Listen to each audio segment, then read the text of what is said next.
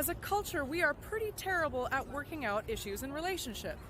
How do I know? So usually what happens when we reach a stormy day, black clouds in our relationship, we tend to fight, cut, and run and trade in for a newer model. Lots of us, though, would prefer to work out issues in relationship, but we just don't know how. When my husband proposed to me, I got freaked out saying to my very good friend, "We haven't worked out all our issues, we're not ready to get married." And she said, "Darling, you have your whole lives in front of you to work on your issues." My friend was seeing the challenges in our relationship like this, and I was seeing it like this.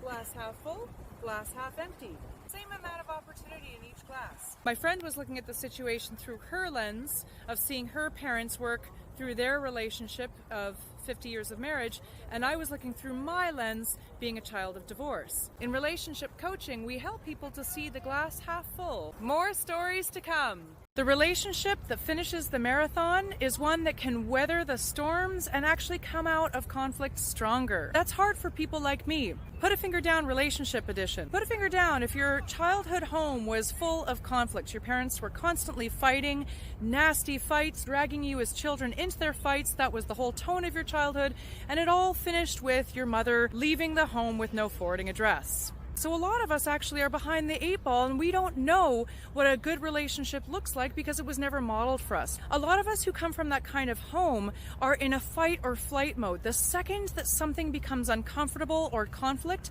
in our relationship, we fight, flight, we cut and run because we are used to doing that to survive. For people like me, and I know there are many who've come from childhoods of conflict, this can be really hard to create a healthy dynamic in their relationship because we never saw it, and we actually have to learn this skill as an adult. In coaching, it's really important to know where we come from and the reason why we've established certain patterns, because we tend to beat ourselves up and say, "Oh, I'm so bad at relationship, I can never make anything work."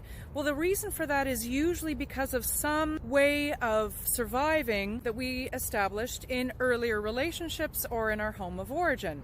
So the first thing is to acknowledge and validate that and say, absolutely, you did the best that you could in that really crappy situation and you escaped alive. The tools, strategies, and resources that you used in the past to exit a bad situation got you here, and they helped you survive, and that's incredible. It means you're strong and you're a survivor. But they're not the tools that are going to help you to thrive in a healthy relationship. This is the time to start to look at those old instincts, those cut and run instincts, or those fight or flight instincts, and start to say, you know, it's safe now to drop those and to pick up some other techniques. Working through conflict in a relationship is actually really uncomfortable if you're doing it correctly. It's not uncommon in a normal, healthy relationship for ugly, bumpy stuff to come up, like, "I'm hurt. I can't believe that you did that.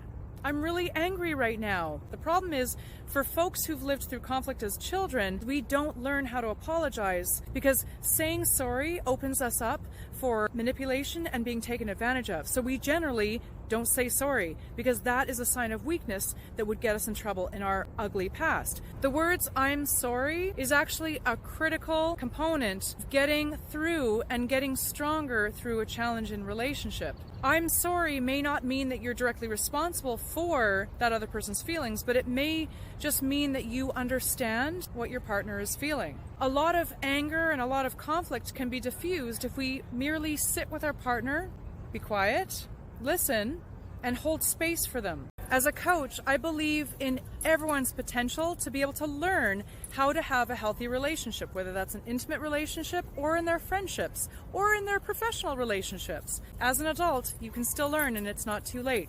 And I know because I am learning myself. As a person who came from a childhood of conflict, finally in a relationship that's healthy, I'm learning to stop cutting and running, flight or flight, and I'm learning to sit and to walk towards conversation, to walk into discomfort, to feel challenged. I'm learning to be quiet. I'm learning to listen. I'm learning to drop my ego because my ego is not needed anymore. I'm allowed to say, "I messed up and I'd like to do better and I care about how you feel and I don't want you to feel like this." My relationship is a healthy space for that. My partner is willing to hold that space and be healthy and to treat me with fairness and love. So when I know that I have that, I know that I can grow.